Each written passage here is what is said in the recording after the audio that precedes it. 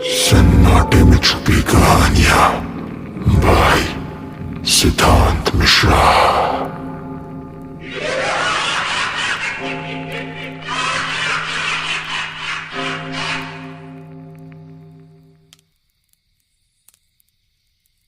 ये घटना 2010 की है, जब मैं वेस्ट वर्जीनिया में अपने कॉलेज के तीसरे साल में थी। हमारा कैंपस काफ़ी छोटा सा था और एक पहाड़ी के ऊपर बना हुआ था, मानो जैसे वो दुनिया से थोड़ा दूर रहना चाहता हो। लोग हमेशा कहते थे कि ये जगह भूतिया है, मजाक में नहीं बल्कि ऐसे जैसे ये एक सच्चाई हो जिसे सब चुपचाप मानते हो। कैंपस के अंदर ही एक कब्रिस्तान था और हॉस्टल और क्लासरूम्स के बारे में तो हमेशा से कहानियाँ चलती आ ही रही थी कि सूरज ढलने के बाद भी वो पूरी तरह से खाली नहीं रहते। हैलोवीन से ठीक पहले एक पैरानॉर्मल इन्वेस्टिगेशन ग्रुप वहाँ घोस्ट टूर कराने आया। उस समय मैं एक चीयरलीडिंग टीम में थी और हम 4 लड़कियों ने एक इन्वेस्टिगेशन ज्वाइन करने का फ़ैसला किया। हमें जोड़ी बनाकर चलने को कहा गया। मैंने अपनी एक टीममेट का हाथ कसकर पकड़ लिया और हमारी बाकी 2 टीममेट्स हमसे थोड़ी आगे चल रही थी। अंधेरे में उनके सुनहरे बाल हल्की सी चमक की तरह दिख रहे थे, मानो जैसे वो हमें रास्ता दिखा रहे हो। हम दूसरे टूर ग्रुप के साथ क्लार्क हॉल की ओर बढ़े, जो पहाड़ी के बिल्कुल ऊपर बनी एक बड़ी सी इमारत थी। इन्वेस्टिगेशन के लिए पूरी बिल्डिंग बंद कर दी गई थी। ब्रेकर ऑफ थे, कोई लाइट नहीं, पंखे, एसी सब बंद थे। बिजली की तो हल्की सी गूंज भी नहीं थी, यहाँ तक कि खिड़कियों को भी कसकर बंद कर दिया गया था। हमारे हर कदमों की आहट, हर फुसफुसाहट वहाँ अजीब तरह से गूंज रही थी। हम दूसरी मंजिल की ओर बढ़ रहे थे और सीधे अपनी दोनों टीममेट्स के पीछे चल रहे थे। हमारा हाथ एक दूसरे से जुड़ा हुआ था। हम एक पल के लिए भी एक दूसरे से अलग नहीं हुए, लेकिन पता नहीं कब और कैसे, पर अब हम उनके पीछे नहीं थे। इस बात का एहसास हमें तब हुआ जब हमारे आसपास के लोग ईवीपी रिकॉर्डिंग शुरू करने लगे। हमारे टीममेट्स शायद वहाँ से किसी और डायरेक्शन में चले गए थे। हमने उस ग्रुप को छोड़कर अपनी टीममेट्स को ढूंढने का फैसला किया। हमारे सामने एक लंबा धुंधला सा कॉरिडोर फैला हुआ था और उसके अंत में एक काफ़ी भारी लकड़ी का दरवाज़ा था, जिसके ऊपर एक छोटा सा कांच का हिस्सा लगा था। जब हम उसके पास पहुंचे तो वो दरवाज़ा पहले से खुला हुआ था, लेकिन जैसे ही हम उसके और पास गए तो तभी वो दरवाज़ा अचानक हमारी तरफ ज़ोर से झूलकर अपने आप बंद हो गया। उसके बंद होने की आवाज़ पूरे कॉरिडोर में गूंज गई। इससे पहले कि हम कुछ समझ पाते कि तभी दरवाज़ा अपने फ्रेम में ज़ोर ज़ोर से हिलने लगा, मानो जैसे दूसरी तरफ से किसी ने उसे पकड़कर पूरी ताकत से झकझोरना शुरू कर दिया हो। मैं और मेरी टीममेट वहीं अपनी जगह पर जम से गए। हमने एक दूसरे का हाथ इतना कसकर पकड़ा हुआ था कि हम दोनों को दर्द होने लगा।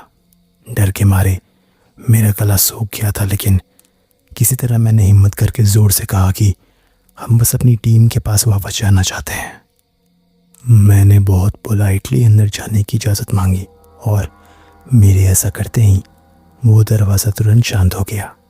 उसके बाद की खामोशी वहाँ के शोर से भी ज़्यादा भारी थी। कांपते हाथों से मैंने हैंडल पकड़ा और सरप्राइजिंगली वो दरवाज़ा बहुत आसानी से खुल गया, मानो जैसे कुछ हुआ ही ना हो। हम जल्दी से अंदर की ओर गए और वहीं हमने थोड़ी दूर पर हमने अपनी टीममेट्स को खड़े देखा। वो दोनों हंस रही थी और तस्वीर ले रही थी। वो उम्मीद कर रही थी कि कैमरे में कुछ कैद हो जाए। जब हमने उन्हें बताया कि अभी हमारे साथ क्या हुआ तो वो दोनों हमें हैरानी से देखने लगी, क्योंकि उन्हें कुछ भी सुनाई नहीं दिया था। आज इतने सालों बाद भी मैं उस एहसास को भूल नहीं पाई हूँ।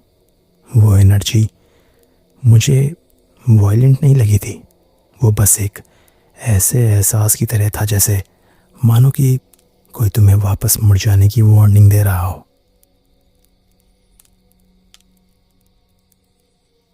मैं एक ऐसे घर में पली बड़ी जो 1890 के दशक में बना था। मेरे परिवार का घर बनने से पहले वो एक ट्रेन स्टेशन हुआ करता था, जहाँ शायद कभी लकड़ी की फर्श पर कदमों की आहट, स्टीम और अपनों से बिछड़ने की आवाज़ें गूंजती होंगी। उन दीवारों के अंदर 2 मौतें दर्ज थीं।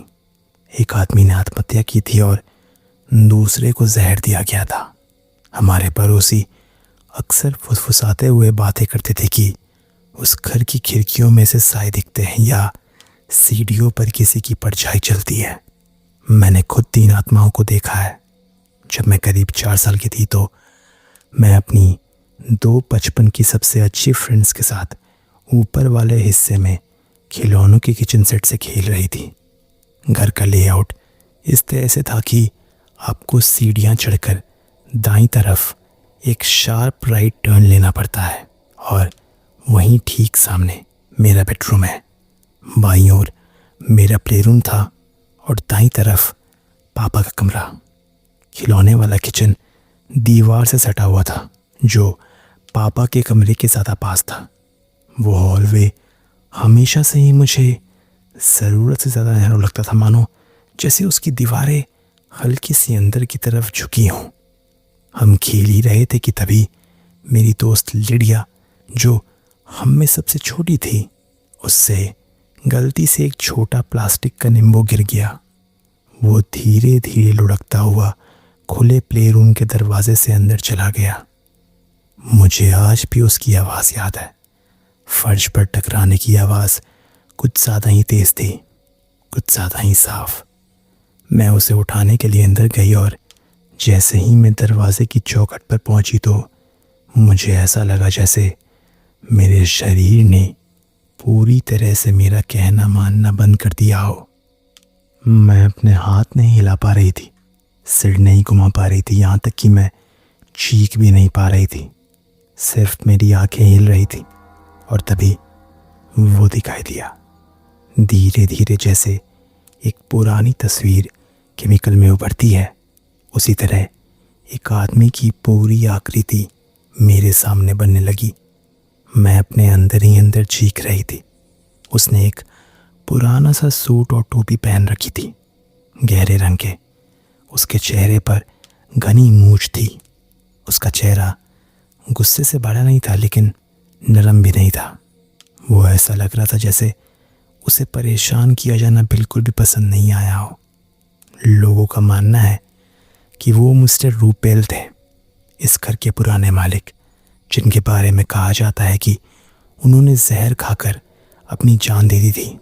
कम से कम कहानियाँ तो यही कहती हैं।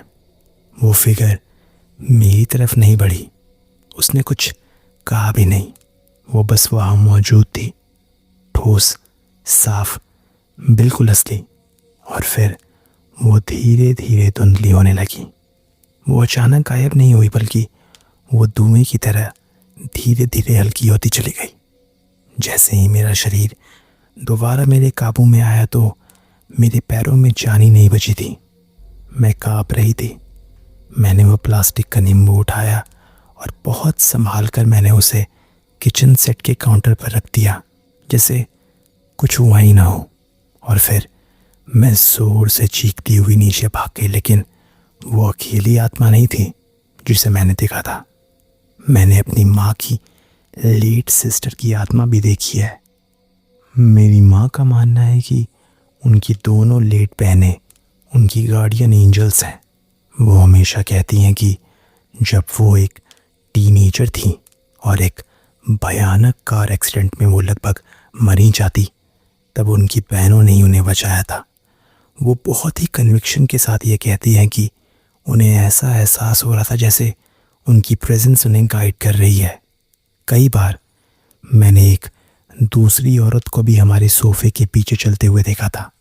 सोफे और बेसमेंट के दरवाजे के बीच एक पतला सा रास्ता था और वो हमेशा उसी तरफ जाती हुई दिखती थी। उसने कभी मेरी तरफ नहीं देखा और उसकी मौजूदगी की वजह से मुझे कभी कुछ अजीब सा लगा भी नहीं। मुझे आज भी समझ नहीं आता कि वो औरत कौन थी या उसका उस घर से क्या लेना देना था। करीब 1 हफ्ता पहले मैं एक नए घर में शिफ्ट हुई हूँ। मेरे पापा एक फायर फाइटर हैं और उनकी नौकरी की वजह से हमें साउथ डकोटा के एक पुराने आर्मी फोर्ट में आना पड़ा। एक बिल्कुल अलग सी जगह जिसका अपना एक फायर स्टेशन और अस्पताल है, और यहाँ चारों तरफ ऐसा सन्नाटा फैला रहता है जो यहाँ की इमारतों से भी पुराना लगता है। जो घर हमें मिला है वो लगभग 200 साल पुराना है। लकड़ी के फर्श ऐसे चरमराते हैं जैसे मानो किसी के ना होने के बावजूद भी कोई उन पर चल रहा हो। यहाँ की दीवारें हर आवाज़ को अपने अंदर कैद कर लेती हैं। मेरे पापा को हिस्ट्री बहुत पसंद है, इसलिए वो इस जगह को लेकर बहुत खुश थे। मुझे कभी भूत प्रेत पर विश्वास नहीं था। मुझे हमेशा लगता था कि हर चीज़ का कोई ना कोई लॉजिकल कारण होता है, लेकिन यहाँ आने के बाद मैंने और मेरे पापा दोनों ने ऐसी चीज़ें महसूस की हैं जिनके आगे लॉजिक थोड़ा कमज़ोर सा लगने लगता है। जब हम घर में ऑफिशियली शिफ्ट भी नहीं हुए थे तब पापा इस घर में अकेले उस औरत का इंतज़ार कर रहे थे जो उन्हें ये घर दिखाने वाली थी। वो बाथरूम में थे जब उन्हें साफ साफ मेन दरवाजे के खुलने की आवाज़ सुनाई थी। उन्हें लगा कि वो औरत आ गई है, इसलिए वो जल्दी से बाहर आए, लेकिन एंट्री वे खाली था और दरवाज़ा बंद था। और फिर उन्होंने सुना भारी कदमों की आवाज़ जो सीढ़ियों पर चल रही थी। घर में 2 स्टेयर केसेस हैं और आवाज़ उनसे दूर वाली स्टेयर केस से आ रही थी। पापा ने कहा कि वो कदम स्लो और स्टेडी थे, मानो जैसे कोई जानबूझकर चाहता हो कि उसकी कदमों की आहट उन्हें सुनाई दे। वो दौड़कर सीढ़ियों की तरफ गए, ये सोचकर कि शायद वो औरत आधी सीढ़ी तक पहुंच चुकी होगी, लेकिन वहां पहुंचकर जब उन्होंने देखा तो घर पूरी तरह खाली था। कोई आवाज़ नहीं, कोई हरकत नहीं, बस चारों तरफ फैला हुआ घुटन भरा सन्नाटा। एक और घटना तब हुई जब मेरे दादाजी हमें शिफ्ट कराने आए। उनकी कार ऐसी है जिसे बिना चाबी लगाए भी स्टार्ट किया जा सकता है, लेकिन चाबी का गाड़ी के अंदर होना ज़रूरी होता है।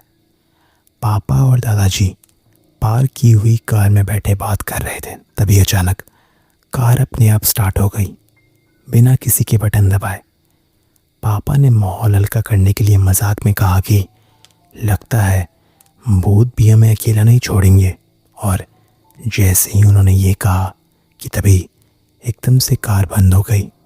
उसके बाद की खामोशी इंजन की आवाज़ से भी ज़्यादा भारी लग रही थी। एक दिन मैं अपने कमरे में बैठी थी जो सबसे ऊपर वाली मंजिल पर है।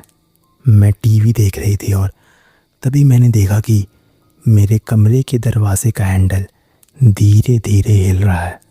दरवाज़ा इंच बाय इंच खुलने लगा। मैं दरवाजे की तरफ घूरती रही, ये उम्मीद करते हुए कि शायद कोई अंदर आएगा, लेकिन कोई भी नहीं आया। बाहर का हॉलवे खाली था। मेरा दिल इतनी तेज़ी से धड़क रहा था कि मुझे टीवी की भी आवाज़ सुनाई नहीं दे रही थी, लेकिन मैंने खुद को हिम्मत दी और मैं बाहर भागी। और जब मैंने रेलिंग के पास जाकर नीचे की ओर झांका तो मुझे दिखा कि सबसे नज़दीकी इंसान मुझसे 2 मंजिल नीचे था। मेरे दरवाजे के पास कोई भी नहीं था। मुझे नहीं पता इन घटनाओं का मतलब क्या है। क्या इस घर में कोई भूत है या फिर मैं पागल हो रही हूँ? मैं एक मेडिकल एग्जामिनर हूँ और कभी कभी अपने मॉर्चुरी में या उसके आसपास हुई अजीब घटनाओं के बारे में मैं यहाँ रेडिट पर बताती रहती हूँ। ये पर्टिकुलर केस मुझे न्यू ऑरलीन्स के इलाके तक ले गया था। मैं एक अलेज्ड सीरियल किलर के केस में हेल्प कर रही थी जिसमें सभी विक्टिम्स के शरीर पर मिलते जुलते निशान थे। उस ऑफिस की मेरी एक कलीग पोस्टमार्टम कर रही थी, इसलिए मैं उससे लंच के लिए मिली ताकि मैं अपने डाउट्स उसके साथ डिस्कस कर सकूं और हम दोनों मिलकर ये डिसाइड कर सके कि अगर पैटर्न्स कंफर्म होते हैं तो हम पुलिस को किस तरह से बताएं। पुलिस को मेरे आने और मेरी डाउट्स की जानकारी थी, लेकिन उस समय तक कुछ भी ऑफिशियली साबित नहीं हुआ था। लंच के बाद डाउनटाउन न्यू ऑरलीन्स में मेरी कलीग ने मुझे आसपास घुमाने का ऑफ़र दिया। इवेंचुअली हमने एक छोटी सी रोड ट्रिप पर जाने का फ़ैसला किया। उसकी एक दोस्त की बेयू में एक छोटी सी झोपड़ी थी जहाँ मेनली शिकार और मछली पकड़ने का सामान मिलता था। क्योंकि मैं पहले कभी वहाँ नहीं गई थी, इसलिए हमें लगा कि वहाँ जाना काफ़ी इंटरेस्टिंग रहेगा। करीब 3 बजे हम वहाँ पहुँचे। हम झोपड़ी के बाहर बने छोटे से डेक पर बैठ गए और हमने कुछ ड्रिंक्स ली। वहाँ बैठने के लगभग तुरंत ही बाद मुझे ऐसा महसूस होने लगा जैसे कोई मुझे देख रहा हो। मैंने चारों तरफ नज़र दौड़ाई, लेकिन आसपास कोई भी नहीं था। वहाँ तक पहुँचने का एकमात्र रास्ता वही पतली सी सड़क थी जो झोपड़ी की ओर जाती थी। मैंने उस एहसास को नज़रअंदाज करने की कोशिश की, लेकिन वो फिर भी बना रहा। अचानक मुझे अपने बाएं कंधे पर एक ठंडा सा प्रेशर जैसा कुछ महसूस हुआ। मैंने देखा, लेकिन वहाँ कुछ भी नहीं था। उसी पल मेरी कलीग चीख पड़ी। घबराकर मैं उछल कर लगभग 20 मीटर दूर भाग गई और फिर मैंने पलटकर उसकी तरफ देखा। पैनिक में हम आपस में ही टकरा गए और बुरी तरह गिर पड़े, जिससे हमें काफ़ी इंजरीज भी आई। मैं गिरी तो अपने राइट साइड पर थी, लेकिन मेरी लेफ़्ट साइड की कॉलर बोन टूट गई, ठीक उसी कंधे पर जहाँ मुझे दबाव महसूस हुआ था। उस घटना के बाद 3 हफ्तों तक मेरी कलीग लगभग बोल ही नहीं पाई। बाद में उसने मुझे बताया कि उसने मेरे पीछे सफ़ेद कपड़ों में एक औरत को खड़े देखा था। उसके हिसाब से उस औरत की लेफ़्ट कॉलर बोन टूटी हुई लग रही थी और उसका हाथ अननेचुरल तरीके से नीचे लटक रहा था। उसका मुंह खुला हुआ था, मानो जैसे वो चीख रही हो, लेकिन कोई आवाज़ नहीं निकल रही थी। मेरी कलीग आज भी कसम खाकर कहती है कि उसने वही देखा था और अब वो उस जगह से 10 मील के दायरे में भी जाने से मना कर देती है। अगर उस इलाके के आसपास कोई केस आता है तो वो केस अब वो अपने असिस्टेंट मेडिकल एग्जामिनर को भेज देती है। मैं आज तक पक्के तौर पर नहीं कह सकती कि उस दिन आखिरकार हुआ क्या था। मैं सिर्फ इतना जानती हूँ कि मैंने क्या महसूस किया और उसने क्या देखने का दावा किया। कुछ साल पहले मेरे अंकल की डेथ हो गई थी। अंतिम दर्शन के दौरान हमारा पूरा परिवार फ्यूनरल होम में मौजूद था। मेरी दादी, आंटीज, अंकल्स और सारे कज़न्स। मेरे अंकल दादी के साथ ही रहते थे और जब रात होने लगी तो बात उठी कि दादी के घर वापस जाकर कौन सोएगा। कोई भी वहाँ अकेले जाने को तैयार नहीं था, इसलिए हमने तय किया कि हम सब वहीं फ्यूनरल होम में ही रुकेंगे और उन अनकंफर्टेबल चेयर्स पर ही सोने की कोशिश करेंगे। रात के बीच में या शायद अर्ली मॉर्निंग में मेरी हल्की सी आँख खुली। मैं कमरे के बिल्कुल आखिरी सिरे पर लेटा हुआ था, ठीक उस एकमात्र दरवाजे के पास जो अगले हॉल में जाता था। मेरे सामने 2 काली परछाइयाँ खड़ी थीं। उनमें से एक किसी बुजुर्ग आदमी की लग रही थी जिसने एक टोपी पहनी हुई थी, और दूसरी उससे थोड़ी छोटी थी जो उसके पास खड़ी थी और उसने अपना सिर उस बुजुर्ग के कंधे पर टिकाया हुआ था। हालांकि वो सिर्फ शायद है, लेकिन मुझे किसी तरह महसूस हो रहा था कि दोनों ही आदमी थे, शायद कोई बाप और उसका जवान बेटा। उन्होंने मुझसे जैसे कोई मैसेज देने के लिए कहा, किसी रिश्तेदार तक पहुंचाने के लिए। मैं बहुत डरा हुआ और बेहद थका हुआ भी था। मैंने किसी तरह जवाब दिया कि मुझे माफ़ कीजिए, मैं ये नहीं कर पाऊंगा। जैसे ही मैंने ऐसा कहा तो दोनों आकृतियाँ अगले कमरे के अंधेरे में कहीं गायब हो गईं। अगले दिन कब्रिस्तान में मुझे ऐसा लग रहा था जैसे किसी ने पूरी एनर्जी मुझ में से निचोड़ ली हो। मैं इतना थका हुआ था कि मैं अनजाने में जाकर एक कब्र पर बैठ गया। जब मुझे ध्यान आया कि उस पर कोई नाम भी नहीं लिखा था तो मैं तुरंत खड़ा हो गया। उसके बाद अगले 3 दिनों तक मैं लगभग लगातार सोता ही रहा। मैं बस खाने या बाथरूम जाने के लिए ही थोड़ी देर के लिए उठता और ऐसा करने के बाद मैं फिर से गहरी नींद में चला जाता। मैं अपनी लाइफ में कभी इतना नहीं सोया था, न उससे पहले और न उसके बाद। उस एक्सपीरियंस ने मुझे ऐसा महसूस कराया जैसे किसी ने मेरी पूरी एनर्जी खींच ली हो। अगर आपको पता है कि इस सिम्टम को क्या कहते हैं तो कमेंट से मुझे ज़रूर बताएं। सुनने के लिए शुक्रिया। कुछ साल पहले जब मैं मिनेसोटा में एक ग्रेजुएट स्कूल में पढ़ रहा था, तब मैं यूनिवर्सिटी एवेन्यू पर एक 4प्लेक्स अपार्टमेंट में अपने 3 रूममेट्स के साथ रहता था। मुझे शुरू से ही उस बिल्डिंग का माहौल काफ़ी भारी और नेगेटिव सा लगता था। उस पूरे साल में वहाँ रहने वाले लगभग हर इंसान के साथ कुछ न कुछ बुरा होता ही रहा। मैं सारी मिसफॉर्च्यून्स का जिक्र नहीं करूँगा, लेकिन अक्सर ऐसा लगता था कि अगर कुछ बुरा होने वाला है तो वो ज़रूर होता था। धीरे धीरे मुझे महसूस होने लगा कि उस बिल्डिंग में कोई नेगेटिव प्रेजेंस मौजूद है जो उन घटनाओं को इन्फ्लुएंस कर रही है। एक रात करीब 2 बजे मैं बिस्तर पर लेटा हुआ था और मुझे नींद नहीं आ रही थी।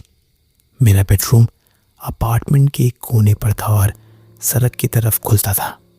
अचानक बिना किसी आहट के मेरे कमरे का दरवाज़ा खुल गया और एक सफ़ेद परछाई धीरे धीरे तैरती हुई अंदर आई। वो कमरे के बीच से गुजरी और फिर सीधे खिड़की के आर पार निकल गई। मैं वहीं हैरान पड़ा, खुद से पूछता रहा कि क्या मैंने सच में ये देखा था। और लगभग तुरंत ही मेरा रूममेट मेरे दरवाजे पर आ गया। उसका कमरा अपार्टमेंट के बिल्कुल दूसरे छोर पर था और उसके बीच में किचन, हॉलवे, डाइनिंग रूम और लिविंग रूम पड़ते थे। उसका चेहरा उतना ही सफ़ेद था जितनी वो परछाई थी और वो साफ तौर पर डरा हुआ लग रहा था। उसने मुझे बताया कि वो अपने बिस्तर पर लेटा था कि तभी एक सफ़ेद परछाई उसकी खिड़की से अंदर तैरती हुई आई और उसके कमरे से गुजरती हुई हॉलवे में चली गई। हम दोनों को उस साय से कोई नुकसान पहुंचाने वाली फीलिंग तो नहीं आई, लेकिन पूरे साल में जो कुछ भी बुरा हुआ था उसे देखते हुए ऐसा लग रहा था जैसे वो मौजूद की आखिरी बार खुद को दिखाने आई हो। और इसके थोड़े दिनों बाद ही मैंने उस अपार्टमेंट को हमेशा के लिए छोड़ दिया। अपने दरवाजे और खिड़कियां बंद कर लीजिए क्योंकि रात बहुत लंबी है।